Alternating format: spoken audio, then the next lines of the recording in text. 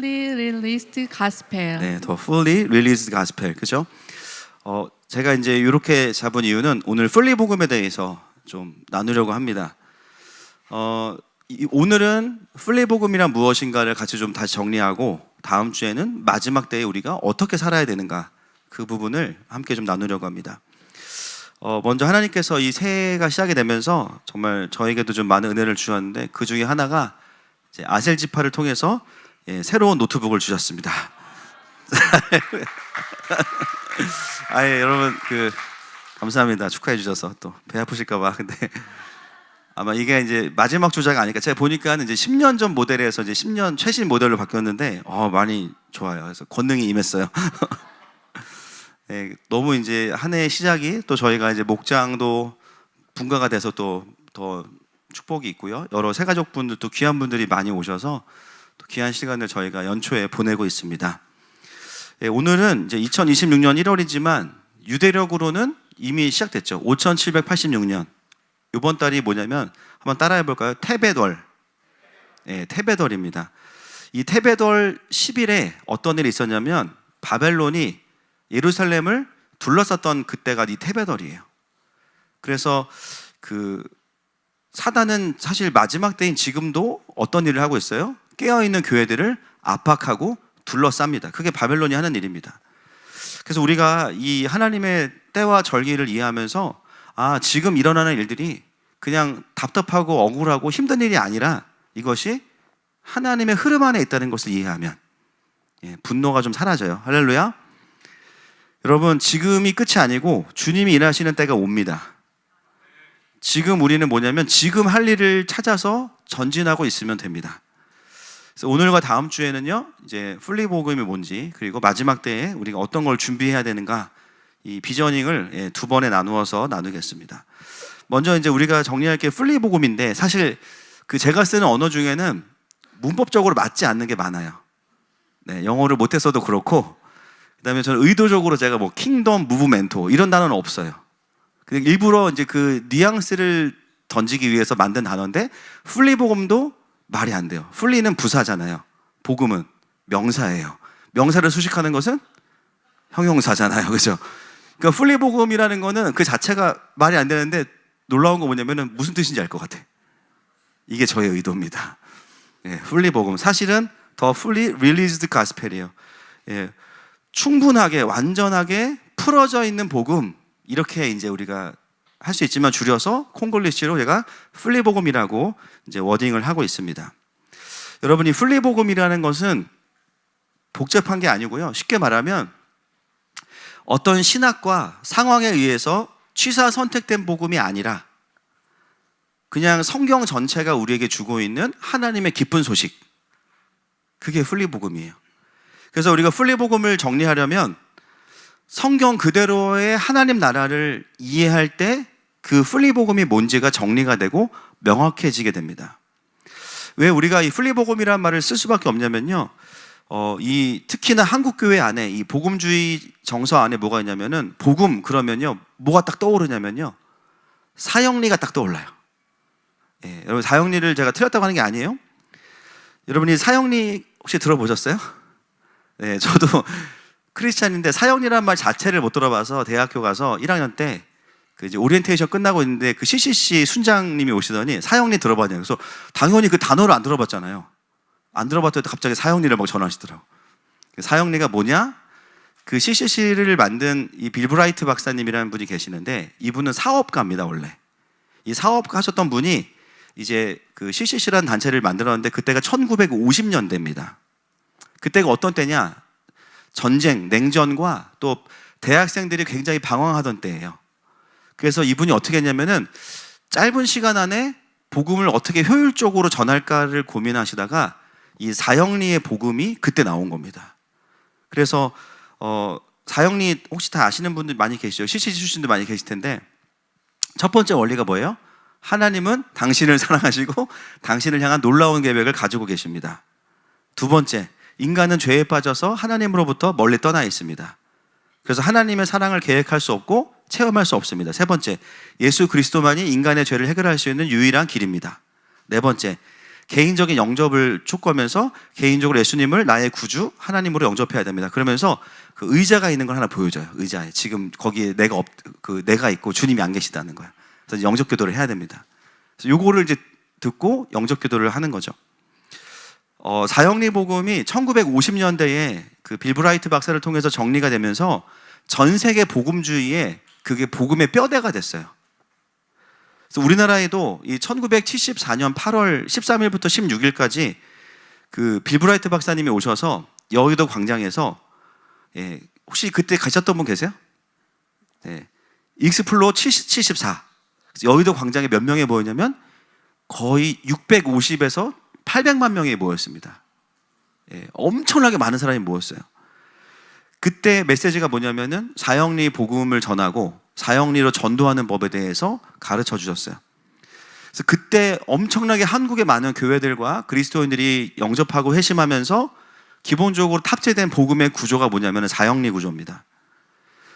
여러분, 이 사형리의 복음은 개인의 구원에 있어서 굉장히 효율적이고 또 임종이 얼마 남지 않은 분들이나 시간이 없는 분들에게는 빠른 시간 안에 복음을 전하고 구원의 확신을 줄 수가 있어요.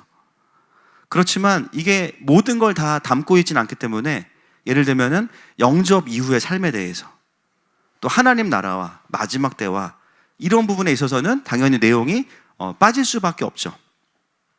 여러분, 이제는 어떤 시대가 왔냐면은 마지막 때를 준비하면서 그 때에 맞는 양식으로 성경 전체를 관통하는 개인의 구원을 넘어서서 이제는 성경이 전체적으로 말하고 있는 내용들을 더 거기에 확장하고 보충해야 되는 그런 관점에서의 플리복음이 필요합니다.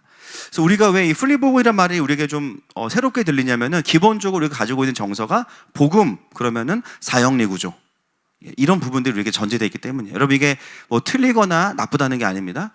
그 복음으로 인해서 이 1950년대부터 지금까지 굉장히 많은 복음이 전해졌고 또 열방의 복음이 전해졌어요. 앞으로도 우리가 뭐 그런 복음을 또 사용하겠지만, 그러나 이제 오늘 우리가 나눌 것은 뭐냐면 그동안 제가 이야기했던 이 풀리 킹덤의 복음이 뭐냐라는 거죠. 사형리의 시작은 하나님은 당신을 사랑하시고 당신을 향한 놀라운 계획을 가지고 계십니다. 여러분, 맞아요? 틀려요? 맞아요. 그렇죠? 이걸 부정하는 게 아닙니다. 그러나 킹덤의 풀리 복음은 뭐냐면요, 우리로부터 시작하는 게 아니고 하나님으로부터 시작하는 거예요.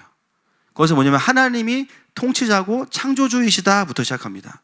창세기 1장 1절 읽겠습니다. 시작. 태초에 하나님이 천지를 창조하시니라. 여러분, 성경 전체가 복음입니다. 아멘이시죠? 하나님께서 우리에게 계시하신 첫 번째 말씀이 뭐냐면 이 세상은 나의 나라로 내가 창조한 거야 라는 거예요. 그리고 이 세상은 하나님께서 창조하셨기 때문에 모든 것이 누구를 위해 존재합니까? 하나님을 위해 존재하고 모든 것이 하나님을 위해 존재할 때 가장 행복해요. 할렐루야. 가정 최적화돼요. 골로새서 1장 16절 말씀 보겠습니다. 시작. 만물이 그에게서 창조되되 하늘과 땅에서 보이는 것들과 보이지 않는 것들과 혹은 왕권들이나 주권들이나 통치자들이나 권세들이나 만물이 다 그로 말미암고 그를 위하여 창조되었고. 모든 것이 그를 위하여 창조되었다 이렇게 이야기합니다. 여러분, 우리가 이제 하도 많이 들어서 태초에 발음해보세요. 히브리어로 시작. 베레시트. 첫 글자가 뭐예요? 베트. 뜻이 뭐예요? 집이에요. 하나님은 이 세상을 하나님의 집으로 만드셨어요. 그래서 하나님의 집에 하나님이 계셔야 생명이 있습니다. 여러분, 킹덤의 시작은 사람이 아니라 왕 대신 하나님이세요. 그리고 하나님의 통치예요.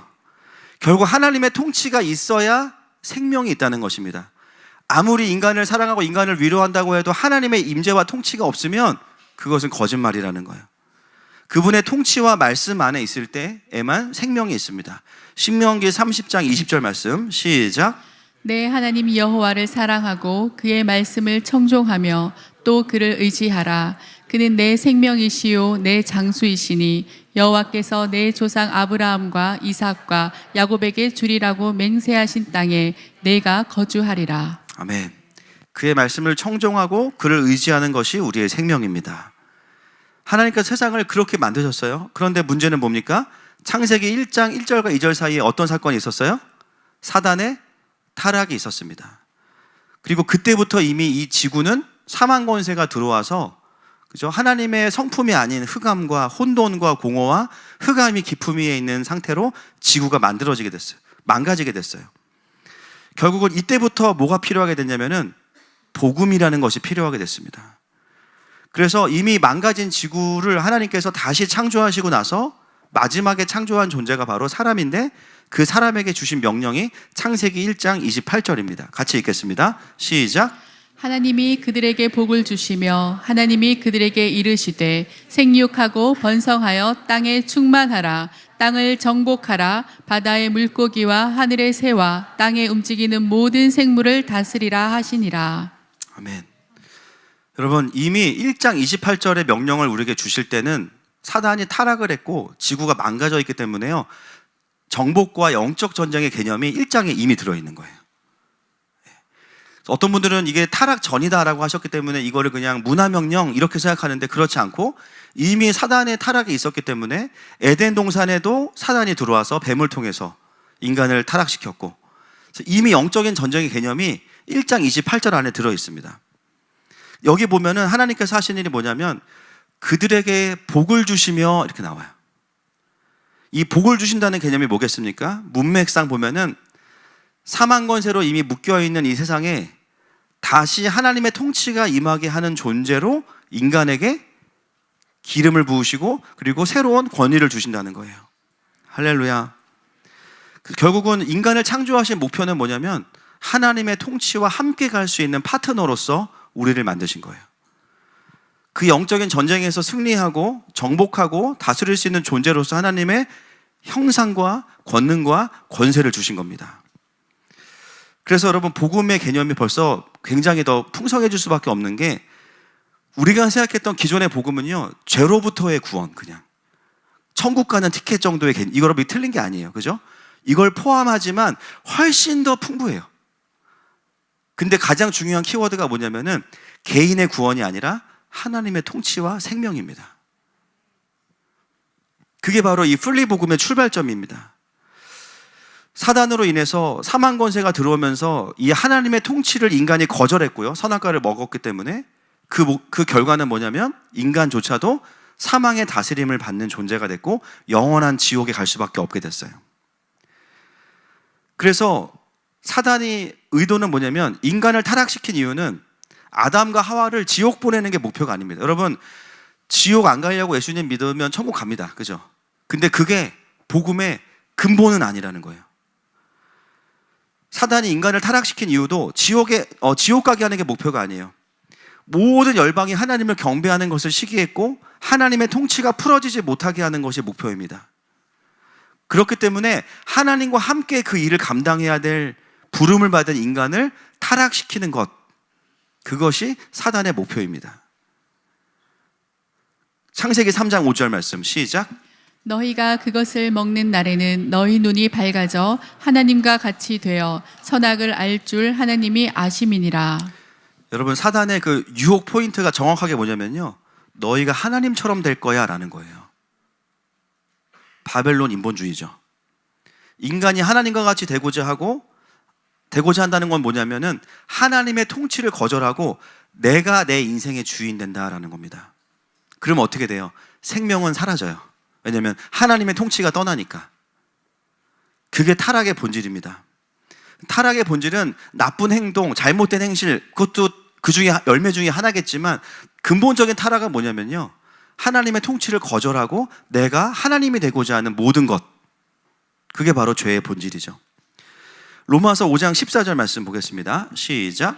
그러나 아담으로부터 모세까지 아담의 범죄와 같은 죄를 짓지 아니한 자들까지도 사망이 왕노릇하였나니 아담은 오실 자의 모형이라.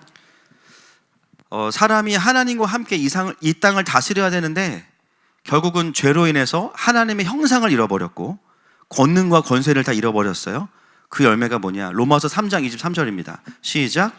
모든 사람이 죄를 범하였음에 하나님의 영광에 이르지 못하더니.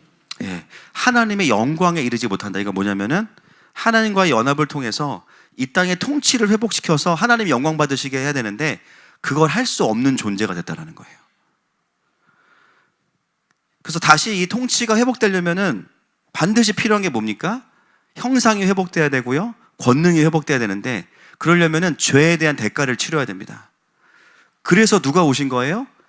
예수님께서 오신 거예요. 단지 우리를 천국으로 보내기 위해서만 오신 것이 아니라 예수님께서 오신 근본적인 것은 뭐냐면은 하나님 나라의 통치를 근본적으로 회복시키시기 위해서 예수님이 오신 겁니다. 골로새서 2장 14절 15절 말씀 시작. 우리를 거스르고 불리하게 하는 법조문으로 쓴 증서를 지우시고 제하여 버리사 십자가에 못 박으시고 통치자들과 권세들을 무력화하여 드러내어 구경거리로 삼으시고 십자가로 그들을 이기셨느니라. 아멘. 예수님의 십자가는 천국행 티켓도 있지만 그거는 그냥 열매 중에 하나고요. 더 중요한 건 뭐냐면은 어둠의 권세를 이기셨다는 거예요. 권세의 역전, 통치의 회복.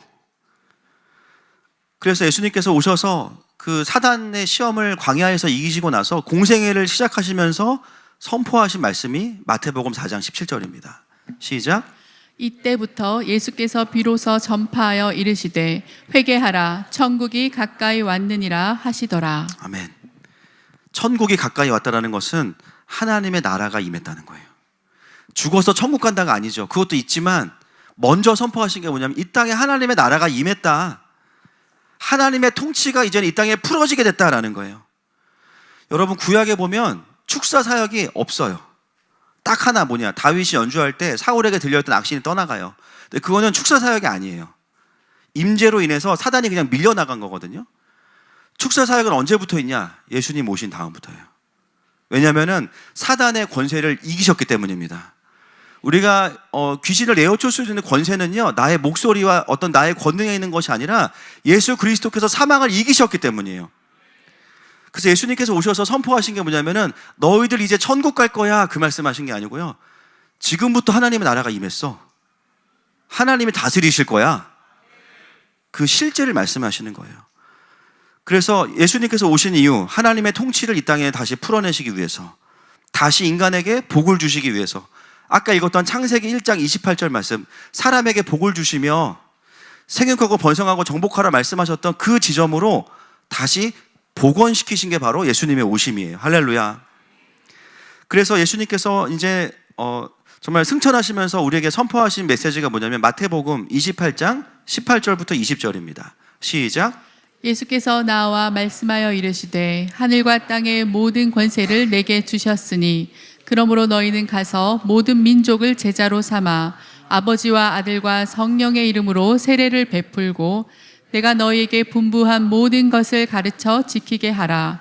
볼지어다 내가 세상 끝날까지 너희와 항상 함께 있으리라 하시니라. 아멘. 여러분 이 말씀이 바로 창세기 1장 28절의 성취예요. 하늘과 땅의 모든 권세를 내게 주셨으니, 왜 내게 주셨다고 말씀하셨냐면은 이제는 예수님께서 완전하고 새로운 아담이 되셨기 때문입니다. 그 예수님께서 우리를 파송하셨기 때문에 그 권세를 우리에게 주신 거예요. 그러니 이제 너희는 가서 모든 민족으로 뭘 삼아서? 제자를 삼아요. 그죠? 제자를 삼으려면 어떻게 되냐? 권능으로 그들을 자유케 해야 되고 사망 권세에 묶인 자들을 자유케 해야 됩니다. 다른 말로 표현하면 그들에게 하나님의 통치가 임하게 해야 돼요. 그걸 할 수 있는 이유가 뭐냐면 우리에게 십자가의 권세와 권능이 주어졌기 때문이에요. 그래서 이 마태복음 28장 마지막에 나와 있는 말씀은 창세기 1장 28절의 문화 명령에 완전한 회복과 성취를 의미합니다. 그래서 그 이후로 교회는, 그리스도의 몸된 교회인 저와 여러분은 어둠을 이기는 통치권을 받은 자들이에요. 마태복음 16장 18절 19절 말씀 시작. 또 내가 내게 이르노니 너는 베드로라. 내가 이 반석 위에 내 교회를 세우리니 음부의 권세가 이기지 못하리라. 내가 천국 열쇠를 내게 주리니 내가 땅에서 무엇이든지 멜면 하늘에서도 메일 것이요 내가 땅에서 무엇이든지 풀면 하늘에서도 풀리리라 하시고. 아멘. 이게 예수님께서 직접 하신 교회의 정의입니다. 여러 가지 교회 역할이 있지만 예수님이 가장 우선순위 하신 게 뭐냐면요, 권세입니다. 하나님의 통치예요. 교회가 세워진다는 것은 뭐냐면은 음부의 권세, the gate of hell, 지옥의 문이 닫히는 거예요. 할렐루야. 하나님의 임재가 오면요, 사단은 떠나가는 것입니다. 하나님의 통치가 풀어지면 사망 권세에 묶인 자들이 자유케 되는 것입니다. 치료가 일어날 뿐만 아니라 군대가 되는 것입니다. 그래서 하나님 나라의 개념으로 복음이 더 확장돼야 되는 거예요. 그래서 이미 구원받은 자들이 완전히 임할 그 하나님 나라의 최종적인 완성을 바라보면서 그 사이의 시간을 어떻게 살아가야 되는가, 그죠? 버티기가 아니에요. 사실은 누리고 승리하는 시간입니다. 그래서 그것을 가능하게 하기 위해서 예수님께서 우리에게 성령 하나님을 보내신 거예요. 사도행전 2장 33절 시작. 하나님이 오른손으로 예수를 높이심에 그가 약속하신 성령을 아버지께 받아서 너희가 보고 듣는 이것을 부어 주셨느니라. 아멘. 그때까지 너희가 잘 살아남으면 내가 구원해 줄게, 이게 아니고요. 아직 이 세상적으로는 완전한 통치가 임하지 않았지만 구원받은 백성들 개인의 삶을 보면 하나님의 통치가 임했어요. 누굴 통해서? 성령 하나님을 통해서. 그래서 이미와 아직의 그 사이를 살아가고 있지만 우리는 뭘 누리고 있냐면 하나님의 나라를 누리고 있습니다. 그래서 개인의 심령의 회복과 그다음에 성령의 권능의 회복을 가지고 나에게 맡기신 킹덤을 확장하는 부르심을 살아갈 때 그의 삶을 보면 뭐가 있냐면은 하나님의 나라가 보이는 겁니다. 주님과 교제할 수 있고요. 성령 하나님께서 오셨기 때문에 음성을 들을 수 있고요. 그래서 완전한 새하늘과 새 땅이 올 때까지 기다리는 그런 과거의 별세 신학이 아니고 지금도 우리가 충분히 영광스러운 거예요. 지금도 누리고 있는 거예요. 여러분, 이런 사람들을 성경은 뭐라고 부르냐면은 증인이라고 부릅니다. 사도행전 1장 8절 말씀 시작. 오직 성령이 너희에게 임하시면 너희가 권능을 받고 예루살렘과 온 유대와 사마리아와 땅끝까지 이르러 내 증인이 되리라 하시니라. 아멘. 그래서 여러분, 제자의 부르심의 근본적인 게 뭐냐면 증인이에요. 증인의 기준은 고학력, 외모 이런 거 아닙니다. 경험한 사람이에요. 뭘 경험해요? 성령의 권능을 경험하고 복음을 경험해서 자유케 된 사람이에요. 그래서 초대교회부터 모든 구원받은 백성의 사역은 다 증인 사역이었어요. 마지막 때만 그 계시록에만 나오는 것이 아닙니다. 그리고 당연히 계시록에 가서는 더 우리의 사역이 증인된 사역이겠죠. 11장 3절 말씀 시작. 내가 나의 두 증인에게 권세를 주리니 그들이 굵은 베옷을 입고 1260일을 예언하리라. 아멘.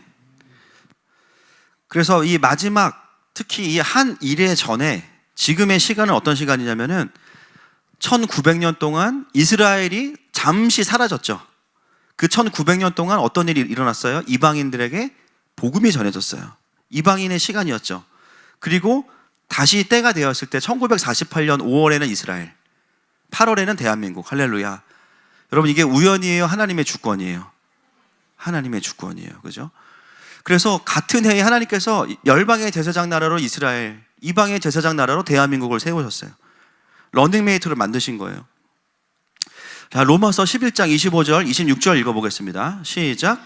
형제들아 너희가 스스로 지혜 있다 하면서 이 신비를 너희가 모르기를 내가 원하지 아니하노니 이 신비는 이방인의 충만한 수가 들어오기까지 이스라엘의 덜어는 우둔하게 된 것이라. 그리하여 온 이스라엘이 구원을 받으리라. 기록된 바 구원자가 시온에서 오사 야곱에게서 경건하지 않은 것들을 돌이키고. 아멘. 우리가 계속해서 읽는 말씀입니다. 근데 이 부분을 읽으면서 이제 좀 헷갈리시는 부분이 있는데요. 정확히 로마서에 이스라엘이 돌아온 때가 언제냐? 일단 러프하게는 그래, 이방인들이 이제 복음이 전해지면은 이제 유대인들도 돌아온다고 했으니까는 그건 맞는데 유대인들이 언제 돌아오나? 자, 26절 한번 띄워주세요. 그리하여 온 이스라엘이 구원을 받으리라. 기록된 바 구원자가 시온에서 오사 그랬어요. 여러분, 이 사건이 뭘 말할까요? 구원자가 시온에서 오사, 이 사건 재림이죠. 그래서 이스라엘의 완전한 구원은 언제 일어나냐면은 한일에 끝나고 나서, 한일해를 지나고 나면서 어떤 일이 발생해요? 그리고 나서 재림하시는 예수님을 이제 그때 만나게 될 때 이스라엘이 민족적으로 돌아오게 돼요. 그래서 스가랴 12장 10절 말씀을 보겠습니다. 시작. 내가 다윗의 집과 예루살렘 주민에게 은총과 간구하는 심령을 부어주리니 그들이 그 찌른 바 그를 바라보고 그를 위하여 애통하기를 독자를 위하여 애통하듯 하며 그를 위하여 통곡하기를 장자를 위하여 통곡하듯 하리로다. 여러분 스가랴 12장의 문맥을 보시면은 이게 아마겟돈 전쟁의 모티브입니다. 예, 아마겟돈 전쟁 중에 예수님이 오시면서 게임이 딱 끝나잖아요. 한일에 끝나고 나서 이스라엘의 민족적인 부흥은 그때 있어요. 그러면 중요한 건 뭐냐면은 우리가 이제 알고 있는 게 있어요. 유대인들이 왜 돌아오게 되냐면 이방인들을 보고 뭐가 난대요? 신나요? 뭐가 나요? 시기가 나서. 여러분 지금 돌아오는 메시아닉 주들을 보면은 시기가 나서 돌아오는 분을 본 적 있어요? 없죠. 그럼 뭐냐면은 지금 그 말씀이 성취되는 그 현상은 아닌 거예요. 지금 언제 이 유대인들이 막 시기가 올라올까요? 한 이래 중에 일어납니다. 한 이래 중에 왜 시기가 나냐면은 두 증인으로 사역하는 이방인과 또 먼저 인침을 받은 유대인들이 이제 한 이래 전에 딱 만들어지잖아요. 이들이 한 이래 중에 보호를 받아요. 광야에서. 유대인들은 나 힘들어 죽겠는데 왜 쟤네들은 왜 보호받지? 먼저 예수님 믿은 유대인들이랑 우리랑 같이 사역하는 걸 보면서 시기가 나. 그러면서 어떻게 돼요? 우리가 부르는 그 예슈아를 그들도 찾고 부르게 되는 거예요. 그러니까 지금 돌아오고 있는 이 유대인들은요, 시기가 나서 돌아오는 분들이 아니라 계시록에 근거하면은 이마에 인이 쳐지고 있는 순교자로 부름받은 증인들, 이 메시아닉 중에 그런 분들이 지금 돌아오고 있는 거예요. 여러분 이거를 이해해야 지금 이스라엘 사역을 정확히 뭘 해야 될지를 우리가 정리할 수가 있어요. 지금 돌아오는 메시아닉 주들을 우리가 어떻게 도와줘야 되냐면은 그들이 바로 증인이고 인이 쳐지고 바로 먼저 돌아오는 이스라엘 남은 자라는 사실을 그들에게 알려줘야 되는 거죠. 여러분 놀라운 건 뭐냐면 이사야서도 이것을 예언하고 있습니다. 43장 10절부터 12절입니다. 10절부터 12절 시작. 나 여호와가 말하노라. 너희는 나의 증인 나의 종으로 택함을 입었나니 이는 너희가 나를 알고 믿으며 내가 그인 줄 깨닫게 하려 함이라. 나의 전에 지음을 받은 신이 없었느니라. 나의 후에도 없으리라. 나 곧 나는 여호와라. 나 외에 구원자가 없느니라.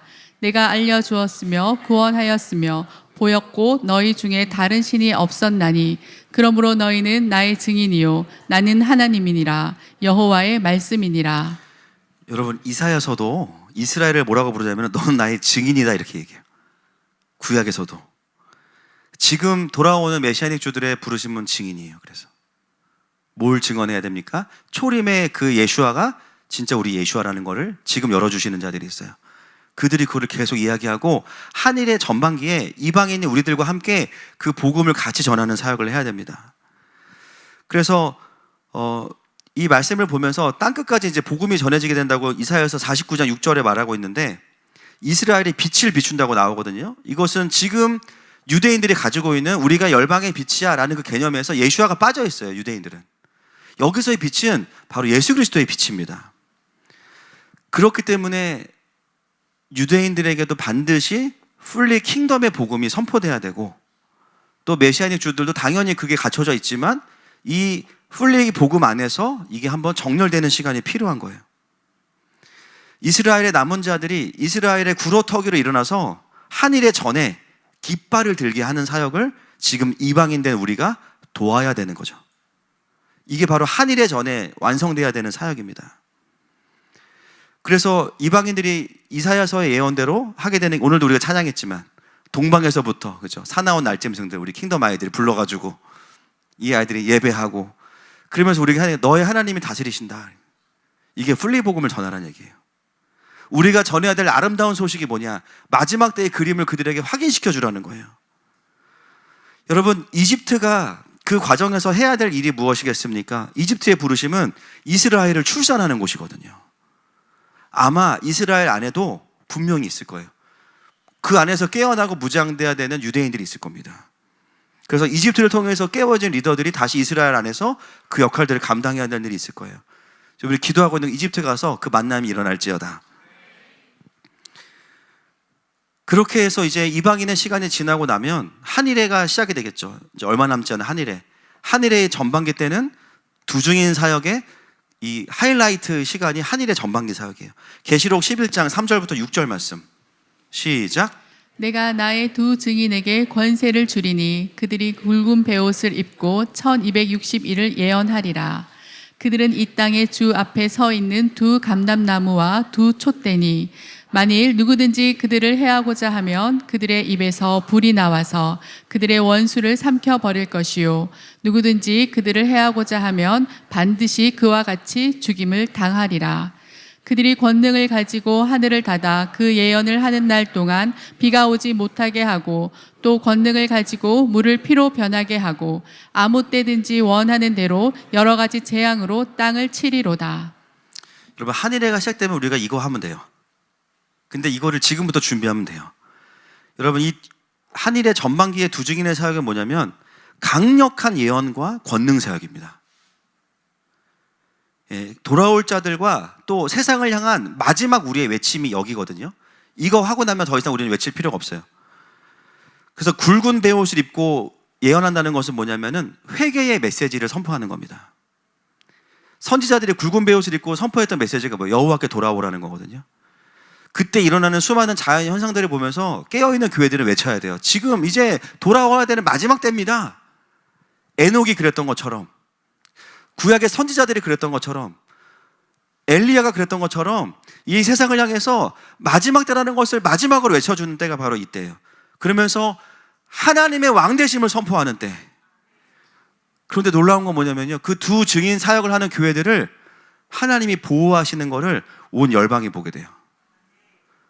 그 중에는 돌아와야 될 유대인들도 있기 때문에 쟤네들은 왜 보호받지? 보니까는 내 친구가 벌써 두 증인으로 뛰고 있어. 같은 유대인인데 시기가 나네. 그 마음이 쌓여오는 거죠. 그리고 권능 사역을 하는데 이 11장에 나오는 권능 사역은요, 우리가 하는 디나미스가 아닙니다.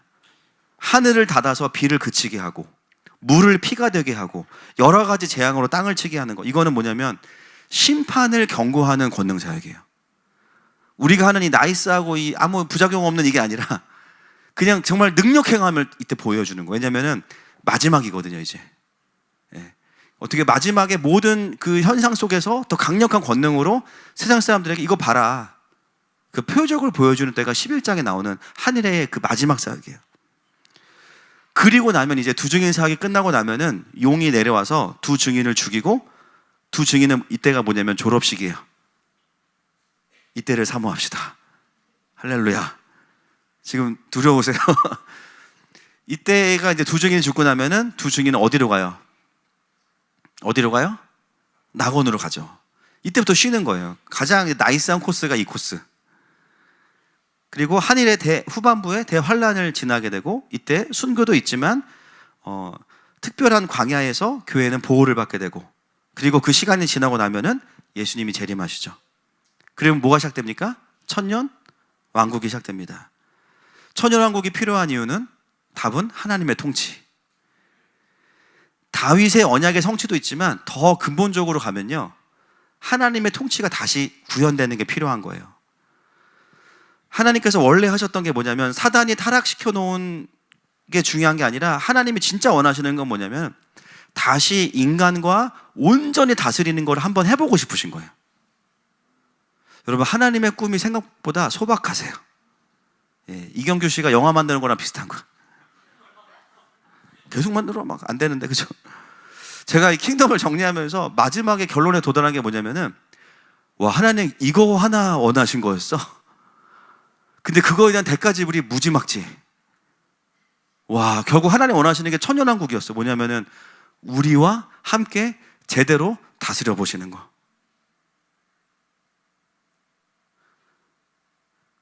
그래서 그 천년왕국은 반드시 이 땅에서 하나님의 소원이고, 그 시간이 지나고 나면은 새 하늘과 새 땅으로 들어가는데 거기는 영적인 전쟁이 없죠. 또 사망이 없어요. 온전히 누리는 시간만 영원히 있습니다.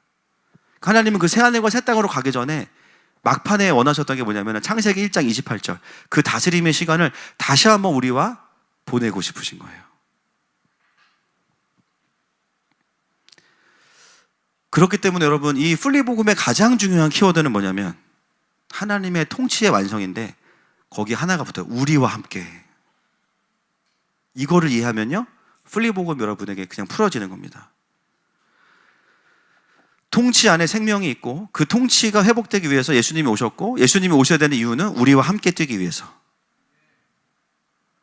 그 여정이 지금 창조부터 지금 우리가 사는 삶을 관통해서 천년왕국까지 가는 여정인 거죠. 여러분, 풀리복음의 핵심은 예수님 믿으면 천국 간다만이 아니라 하나님께서 우리와 함께 영원히 다스리시기 원하신다. 한번 우리 언어로 해볼까요? 하나님께서 우리와 함께 영원히 다스리시기 원하신다. 할렐루야. 이게 킹덤의 가장 중요한 가치입니다. 그래서 하늘과 땅을 연결하는 자라는 개념이 통치의 개념이에요. 하늘의 통치를 이 땅에 풀어낼 자. 저는 그 통치의 개념이 정리가 되고 나서는요, 한동안 말이 안 나오는 거예요. 아니, 하나님 원하시는 게 이거였었어요. 이거 하나 하셨어요. 그 영광을 감당할 수가 없어요. 21장 3절 계시록 7절까지 보겠습니다. 시작. 내가 들으니 보좌에서 큰 음성이 나서 이르되 보라 하나님의 장막이 사람들과 함께 있음에 하나님이 그들과 함께 계시리니 그들은 하나님의 백성이 되고 하나님은 친히 그들과 함께 계셔서 모든 눈물을 그 눈에서 닦아주시니 다시는 사망이 없고 애통하는 것이나 곡하는 것이나 아픈 것이 다시 있지 아니하리니 처음 것들이 다 지나갔음이러라. 보좌에 앉으신 이가 이르시되 보라 내가 만물을 새롭게 하노라 하시고 또 이르시되 이 말은 신실하고 참되니 기록하라 하시고 또 내게 말씀하시되 이루었도다. 나는 알파와 오메가요 처음과 마지막이라. 내가 생명수 샘물을 목마른 자에게 값없이 주리니 이기는 자는 이것들을 상속으로 받으리라. 나는 그의 하나님이 되고 그는 내 아들이 되리라. 여러분, 이게 하나님의 소원입니다. 우리가 굉장히 많은 사건과 사고들과 역사들이 흘러간 것 같지만 여러분, 놀라운 거 뭐냐면요, 이게 다 흘러간 게 아니고요, 과거의 한 지점에서 다 만나요. 이거는 그냥 과정이고요, 분명한 끝이 있고 다 만나요. 거기서 다 계수가 돼요. 흘러간 역사가 흘러간 게 아닙니다. 성경의 사람들도 우리의 믿음의 신앙의 선배들도 결국은 다 이 지점에서 만나고 결산하는 때가 와요. 근데 하나님은 그 모든 걸 관통하면서 우리에게 기대하시는 게 뭐냐면, 내가 너와 함께 다스리기 원하고 내가 이미 이룬 승리를 너에게 경험시켜주기 원한다. 이게 성경을 통해서 보게 되는 풀리복음에 흘러가는 하나님의 마음입니다. 그래서 풀리복음의 핵심은 킹덤이고 킹덤의 핵심은 통치이고 하나님의 마음은 임마누엘이에요.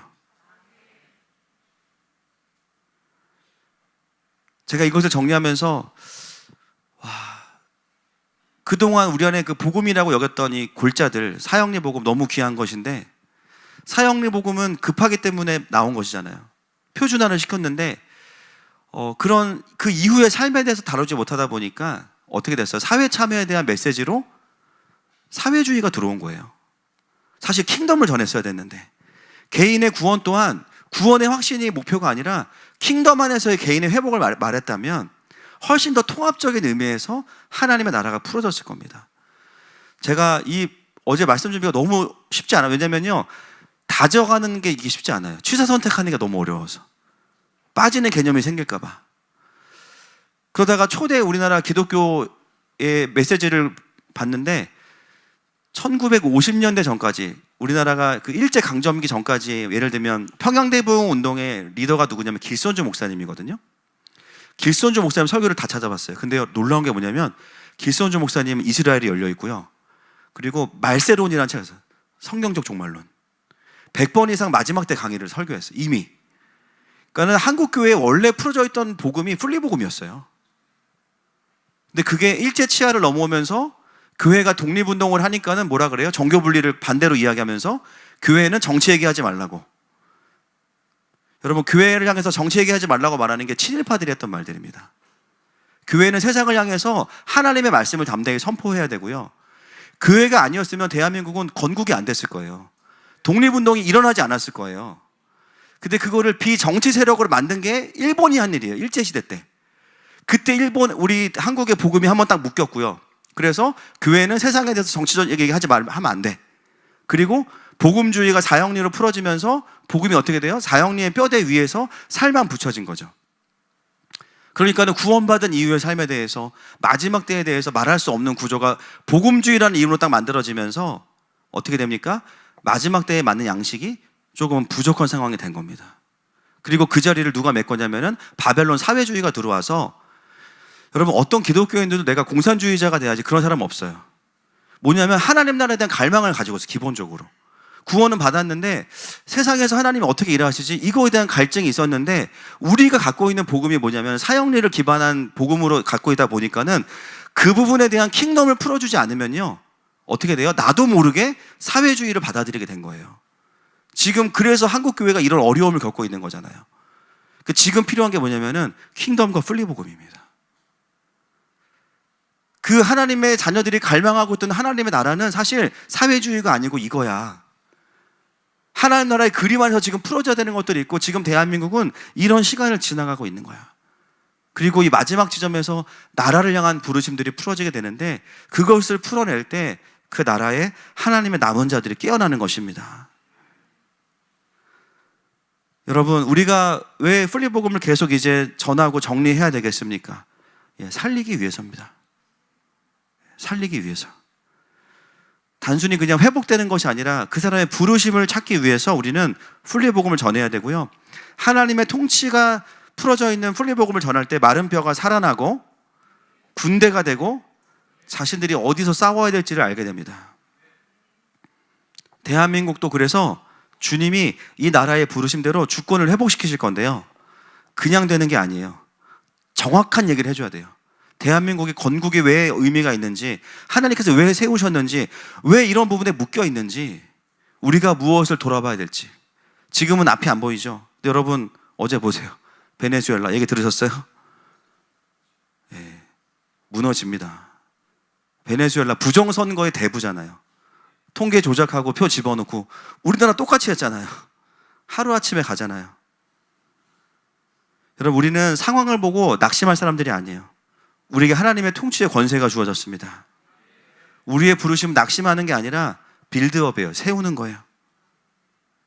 성남을 세우고 우리의 삶을 세우고 대한민국을 세우는 거예요. 저희가 1월부터 이제 빌드업 성남 사역을 시작하는데, 이미 이 나라의 상황으로 인해서 너무 많은 자들이 지치고 낙심해 있거든요. 이유는 뭐냐면은 킹덤이 없어서 그래요.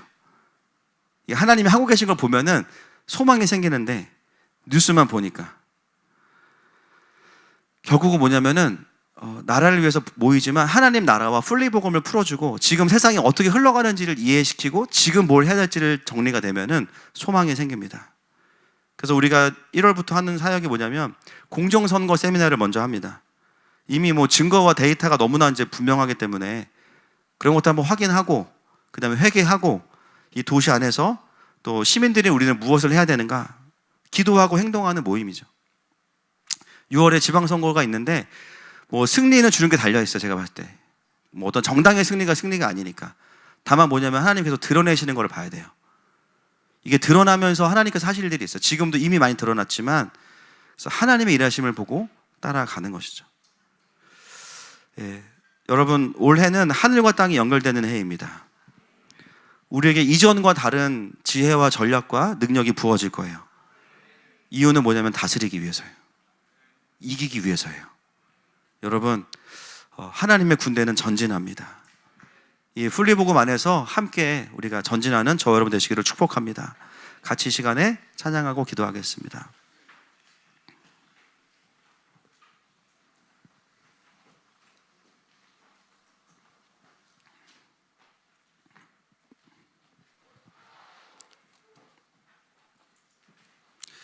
저는 킹덤을 풀어내면서 하나님의 마음이 너무 이제 감사했어요. 와, 내가 뭐라고, 우리가 뭐라고 끝까지 우리와 다스리겠다는 그것을 포기하지 않으시고, 그거를 가성비가 전혀 없는, 그죠? 자기 아들 죽여서 역사에 어떤 대가를 치르더라도 나는 너와 함께 할 거야. 저는 양심상 받아들일 수가 없지만 그래서 그게 은혜인 것 같습니다. 여러분, 이 땅에서부터 우리는 다스리는 자이고 이기는 자고 하나님의 군사예요. 그 천연왕국을 지금도 누리는 우리가 되기를 원합니다. 우리 함께 이 부르심을 고백하면서 나아가십시다.